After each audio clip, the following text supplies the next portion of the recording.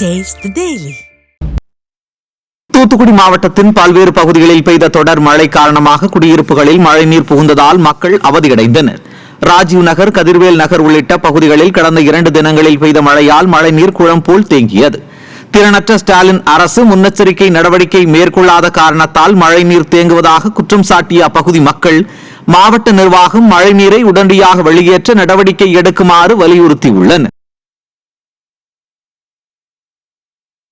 வேலூர் மாவட்டம் குடியாத்தம் அடுத்த பாக்கம் ஏரியில் அழுகிய முட்டைகள் மற்றும் மாட்டு இறைச்சி கழிவுகள் கொட்டப்படுவதால் நிலத்தடி நீர் பாதிக்கப்படுவதாக விவசாயிகள் வேதனையடைந்துள்ளனர். சுமார் 100 ஏக்கர் பரப்பளவுள்ள இந்த ஏரியில் சில நாட்களாக மர்ம நபர்கள் அழுகிய முட்டைகளையும் மாட்டு இறைச்சி கழிவுகளையும் கொட்டி செல்கின்றனர். இதனால் கடும் துர்நாற்றம் வீசுவதால் நோய் தொற்று ஏற்படும் அபாய நிலை உள்ளதாக வாகன ஓட்டிகளும் பொதுமக்களும் அச்சம் தெரிவிக்கின்றனர். இதனால் ஏரியில் கழிவுகளை கொட்டும் நபர்கள் மீது ஸ்டாலின் அரசின் பொதுப்பணித்துறையினர் கடும் நடவடிக்கை எடுக்க வேண்டும் என்று விவசாயிகள் கோரிக்கை வைத்துள்ளனர்.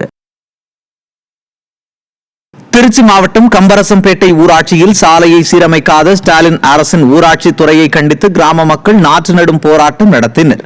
கம்பரசம்பேட்டை ஊராட்சிக்குட்பட்ட ஜெயராம் நகர், காவேரி நகர் பகுதிகளில் அமைக்கப்பட்டிருந்த தார் சாலை முற்றிலும் பெயர்ந்த நிலையில் மழை காரணமாக சேரும் சகதியுமாக மாறியுள்ளது.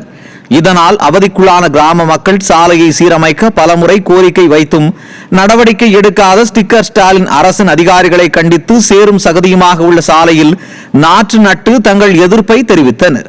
ஒரு வாரத்தில் புதிய தார் சாலை அமைக்காவிட்டால் சாலை மறியல் போராட்டத்தில் ஈடுபட உள்ளதாக ஸ்டாலின் அரசுக்கு எச்சரிக்கை விடுத்துள்ளனர்.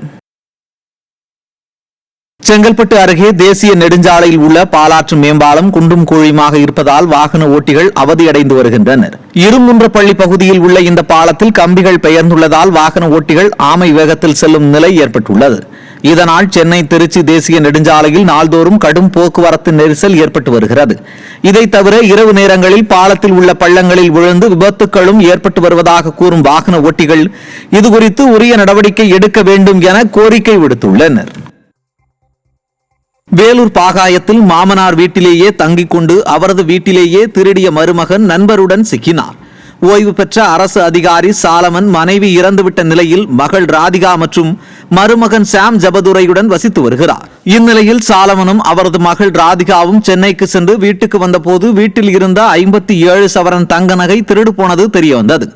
இது குறித்த புகாரின் பேரில் நகையை திருடிக் கொண்டு திருவள்ளூரில் பதுங்கியிருந்த சாம் ஜபதுரையும் அவரது நண்பர் உசேனும் பிடிபட்டனர்.